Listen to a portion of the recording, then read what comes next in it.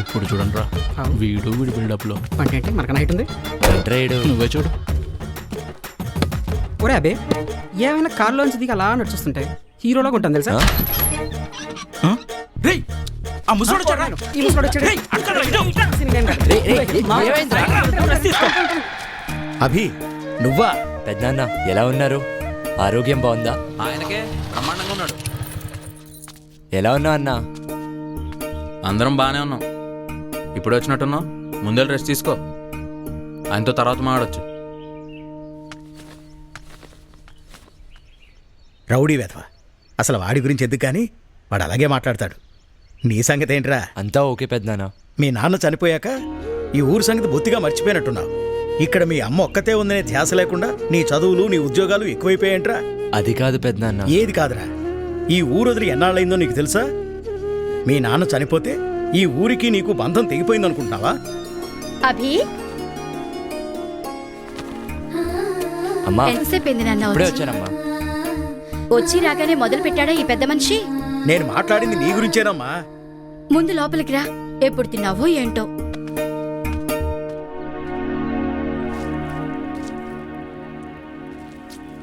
అచ్చు మీ నాన్నలాగే చేస్తున్నావురా. మీ నాన్న ఇలాగే పద్ధతిగా ఒక్కొక్క ముద్ద చేసి ఇలానే తినేవారు. నాన్న నేర్పిన అలవాటే కదమ్మా. చిన్నప్పుడు ఇలానే నాకు ముద్ద చేసి తినిపించేవారు కదూ, అదే అలవాటైపోయింది. అమ్మా నిజం చెప్పు, నీకు నా మీద కోపం లేదా? ఎందుకురా అలా అడుగుతున్నావు? అయినా నీ మీద నాకు కోపం ఎందుకుంటుంది? నాన్న చనిపోయినాక ఇంతకాలం నేను రానందుకు. ఏమో నాయనా, మీరు బాగా చదువుకున్నోళ్ళు. మీరెలా ఆలోచిస్తారో నాకేం తెలుసు. నువ్వు కూడా ఏంటమ్మా ఏదో పరాయివాడిని చేసినట్టు మాట్లాడతావు? చిన్నప్పటి నుంచి చూస్తున్నాను మనకున్న ఈ ఆర్థిక సమస్యలను. పంట పండితే బాగుంటాం, అదే పంట చేతికి రాకపోతే కుంగిపోతాం. ఇలా కాదనే కదమ్మా నాన్న నన్ను చదివించింది. కానీ 4 ఏళ్ల కింద వచ్చిన తుఫాను మన పొలాన్ని ముంచేస్తే అది తట్టుకోలేకే కదమ్మా నాన్న గుండాగిపోయింది. అదే మన దగ్గర సరిపడా డబ్బులుండుంటే నాన్న గుండె ఆగేది కాదు కదమ్మా. ధైర్యంగా ఇంకో పంట వేసుకునేవారు. నాన్నను ఎలాగో కాపాడలేకపోయాను, నిన్నైనా కాపాడుకోవాలనమ్మా ఇన్నేళ్లు నీకు దూరంగా ఉన్నాను. ఇక ఈ దూరం చాలమ్మా. ఇప్పుడు నేను వచ్చింది కూడా నిన్ను నాతో తీసుకెళ్లడానికే. నీకోసం అక్కడంతా రెడీ చేసి పెట్టానమ్మా. పెద్దిల్లు, పని మనిషి, చుట్టుపక్కల వాళ్ళతో ఏ సమస్య ఉండదు. నాతో వచ్చేయమ్మా, సంతోషంగా ఉందాం. అక్కడ మీ నాన్నుండడు కదరా. ఇక్కడ ప్రతి అంగుళంలో మీ నాన్న జ్ఞాపకాలే ఉన్నాయి. వాటితోనే నేను బతుకుతున్నాను. అలాంటిది ఈ ఇల్లు వదిలి నేనెలా వస్తాను? అలా కాదే. నాకు దూరంగా ఉన్నానని నువ్వనుకుంటున్నావేమో, కానీ నాకెప్పుడూ అలా అనిపించలేదు. అందుకే ఎక్కువగా ఆలోచించి మనసు పాడు చేసుకోకుండా తిను.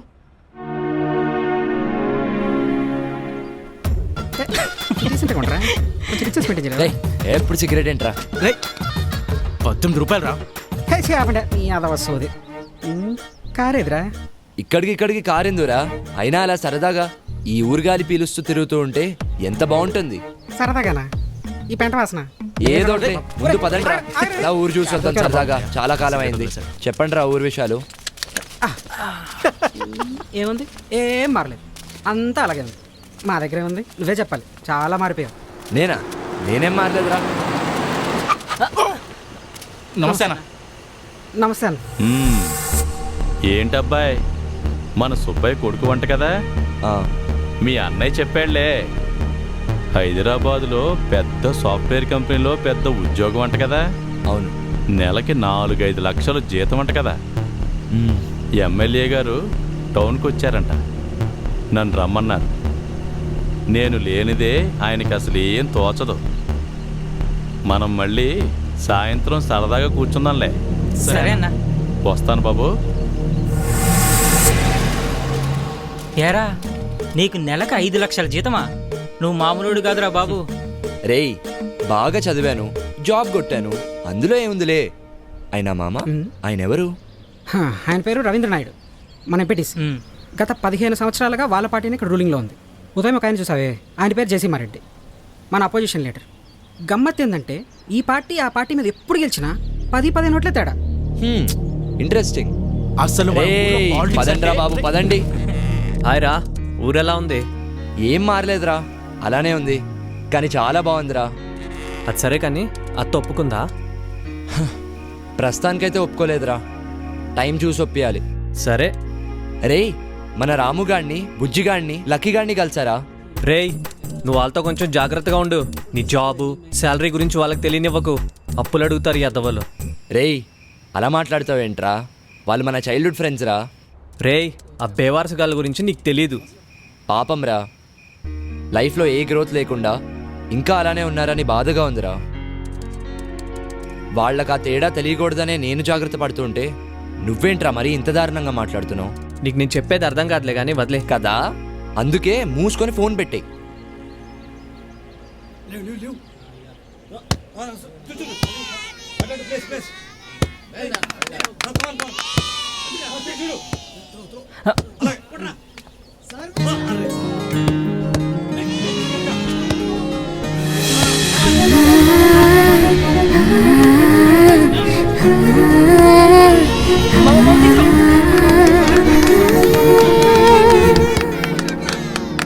అఖిల్, ప్రేమ,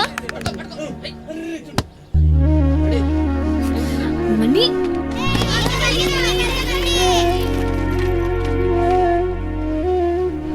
రేయ్, ఏమైంది? రేయ్, ఆగరా. సరే బాయ్, పదండ్రా. మీరు ఆడుకోండిరా. ఎలా ఆడుకోండి. అబ్బా, అరే అభి, గేమ్ బాల్ ఆడుతున్నావు, అక్కడ ఏమైనా రెగ్యులర్గా ప్రాక్టీస్ చేస్తుంటావా? లేదురా బాబు, అక్కడ అసలు టైమే దొరకదు. రేయ్, అయినా టైం అంటే గుర్తొచ్చింది, నా కోసం మీరు మీ పని లాపుకున్నట్టున్నారు. ముందెళ్ళా చూసుకోండిరా. మనం కావాలంటే సాయంకాలం రిలాక్స్గా ఆడుకుందాం. రేయ్, పనంట్రా. రేయ్, మాకు పనేముందిరా, మాకు ఏ పని లేదు. అదేంట్రా, పని లేకపోవడం ఏంటి? లేకపోతే మాకు పని చేయాల్సిన అవసరం ఉందిరా. ఏంటి అర్థం కావట్లేదా? అయితే చెప్తా విను. మాకిక్కడ పుట్టినప్పటి నుంచి చచ్చేంత వరకు అన్ని ఫ్రీ. అమ్మ వాళ్ళ నుంచి మొదలు పెడితే బడి వరకు, మళ్ళీ బడి నుంచి మా అందరి చూడు తిరిగే వరకు. అదే నువ్వు రైతు అనుకో, విత్తనాల దగ్గర నుంచి కరెంటు నీరు. అదే అమ్మాయి అనుకో, ఆడపడిచి కట్టిన దగ్గర నుంచి పెళ్లి వరకు. ఇక వృద్ధులకు ఎలాగూ పెన్షన్ ఇస్తాం. ఇవి కాకుండా కులాల వారీగా మాకు రకరకాల బెనిఫిట్స్. ఇన్ని పెట్టుకొని ఇంకా మాకు నీలా కష్టపడాల్సిన అవసరమే ఉందిరా. అసలు మాకొచ్చే డబ్బులతో మా ఖర్చులన్నీ పోను. వారానికో బీరు, 2 వారానికో సినిమా, చాలు హ్యాపీగా బతికేస్తాం. ఇంతకు మించి ఇంకేం కావాలరా? అంటే ఇలానే ఉండిపోతారా? మరి ఇంకేం చేయాలరా? నేనా ఇంటర్మీడియట్ ఫెయిల్. బతకడానికి డిగ్రీయే కావాలంటే ఈ భూమి మీద పుట్టే అందరూ అమ్మ కడుపులోంచే డిగ్రీ సర్టిఫికేట్తో పుట్టాలరా. డిగ్రీయే ఉద్యోగానికి ప్రామాణికం అంటే అసలు ఇప్పుడు చదివే చదువులకి చేసే ఉద్యోగాలకి ఏమన్నా సంబంధం ఉందారా చెప్పు? రేయ్, ప్రతిదీ ప్రభుత్వం చూసుకోవాలంటే ఎలా? మీరు కూడా ఏదైనా వేరే సోర్స్ చూసుకోవాలి కదా. వీడికి డిగ్రీ అయి 3 సంవత్సరాలు అయింది, ఇప్పటికి ఉద్యోగం లేదు. ఏం చెయ్యాలి? అందరికీ నీకు దొరికినంత ఈజీ లైఫ్ దొరకదురా. అక్కడ హీట్ ఎక్కిందని ఇక్కడికి వచ్చి కూర్చుంటే ఇక్కడ హీట్ ఎక్కించారు కదరా. రేయ్, ఎండ తగ్గింది, పదా ఆడుకుందాం. పదరా. ఒరే నువ్వు ఎక్కువ ఆలోచించరా రే. రా, ఆయన మన కాలే ఎక్కడ ఉన్నారా? ఇంత బిజీగా ఉంటే. వాడికి పదరా, ఇంకేం ఆడండి. తిప్పిపోయింది. రే, ఆడు. వస్తుంది చూడు. రాదురా, వస్తుందిరా. రాదు. ఏంటన్నా, ఏం వస్తుంది ఏం రాదు? ఏం లేదు రాబి, ఇంకో నిమిషంలో ఆ కొమ్మ మీదకి కాకి వస్తుందని నేను, రాదని వీడు 10 రూపాయలు betting కాసావురా. So actually I came to my hometown and the network signals here are very bad. As soon as my hotspot starts working, I'll send the file. Thank you. Bye. ఒరే అభి, నువ్వేం మాట్లాడావో ఒక్క ముక్క అర్థం కాలేదు కానీ మధ్యలో ఏదో సిగ్నల్ నెట్వర్క్ ఏదో అన్నట్టున్నావు. నీకు మంచి సిగ్నల్ కావాలంటే చెట్టుకు అవతల కూర్చో, బ్రహ్మాండంగా వస్తుంది. మీరు కానివ్వండి. సుబ్బయ్య కొడుకొచ్చాడు. ఎప్పుడొచ్చాడు? 10 నిమిషాల ముందు వచ్చాడు. అవునా బాబు? సిగ్నలా? అవును ఇక్కడ బాబాయ్. కూర్చో, ఇక్కడ వస్తుంది. కొద్దిగా అలా జరగరా. దా. ఏంటది? ఏదో చేస్తున్నట్టున్నాడు. హే, కాకొచ్చింది. ఈ 20 నాదే. ఈసారి 20 కాకి రాదు. ఓకే. ఎంత గొప్పగా పని చేస్తున్నాడ్రా. అయిపోయింది. ఆ పెట్టుతో పని అయిపోయినట్టుంది. పట్నంలో చదువుకున్నాడు కదా, గొప్ప గొప్ప Yeah. పనులు చేసేస్తుంటాడు. Yeah, so I sent across the file. Please check it. Yeah, okay. Thank you, bye. చూసావా ఎలా మాట్లాడుతున్నాడో? అయినా చాలా విచిత్రంగా ఉంది. ఇక్కడ సిగ్నల్స్ బాగానే ఉన్నాయి కదా, మరి అక్కడే అలా ఉన్నాయి. అది అంతే అబ్బాయి, ఈ ఊరు మొత్తం మీద ఇక్కడే సిగ్నల్ బాగా వస్తుంది. ఎరా అది సరిగానే అబ్బాయి, ఇంటర్నెట్లో అదేదో ఫారం పూర్తి చేస్తే రైతులకు డబ్బులు వస్తాయంట కదా, మాకు కూడా కొంచెం చూసి పెట్టు. ఏంటా ఫామ్? అదేదో రైతులకు డబ్బులు వచ్చేదంట బాబు. సరే చూస్తా.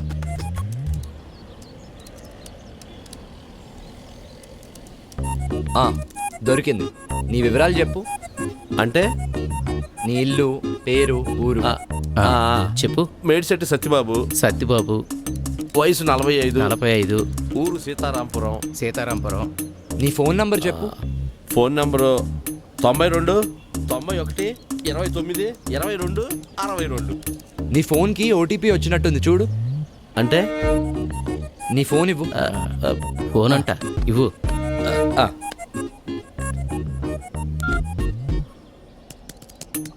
ఆ పెట్లో కొడితే నీ ఫోన్కి మెసేజ్ ఎలా వస్తుందిరా? నాకేం తెలుసు.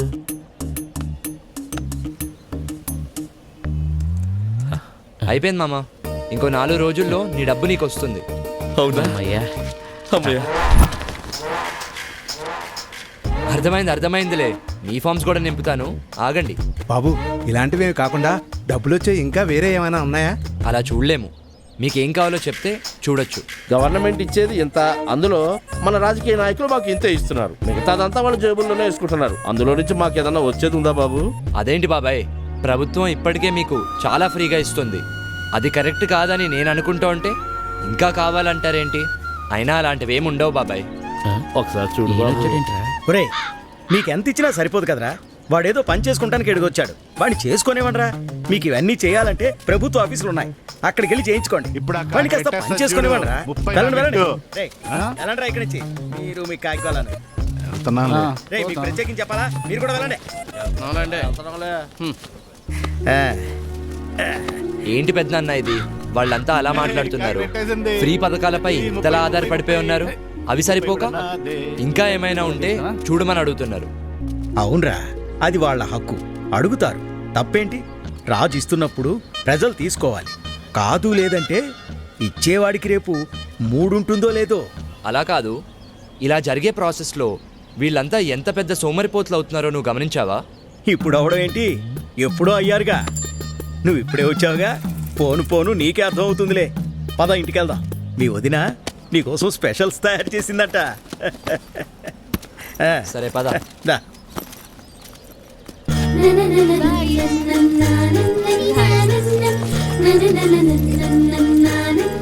ఇంతకీ ఎన్ని రోజులు ఉందామని వచ్చావు? అమ్మని తీసుకెళ్ళడానికి వచ్చాను పెద్దనాన్న. మీ అమ్మ రానని చెప్పే ఉంటుంది. అదే ఆలోచిస్తున్నాను.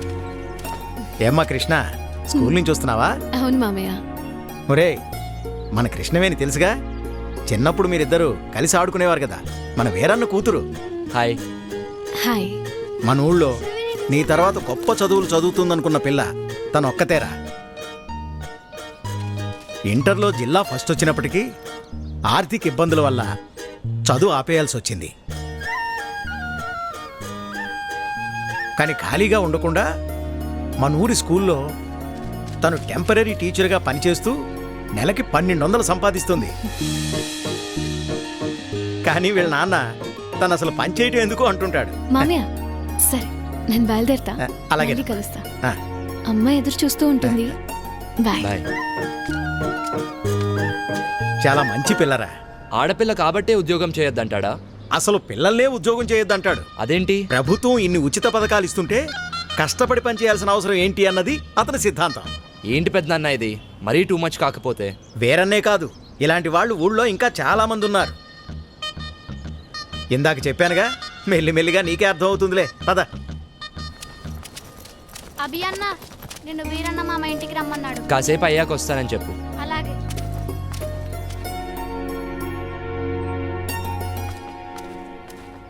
ఉద్యోగం ఎందుకంటే నా మాట వినవు కదా. నువ్వు మీ అన్నలో నా మాటకు విలువ ఇవ్వడం లేదు.